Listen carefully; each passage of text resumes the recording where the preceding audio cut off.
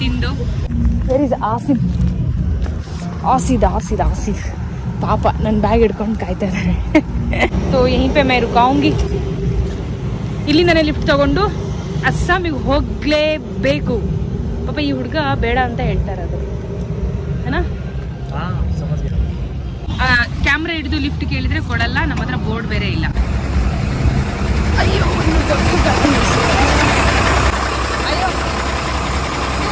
आप ही गाड़ी चला रहे हो और कोई नहीं है? मुझे जाना है गुवाहाटी.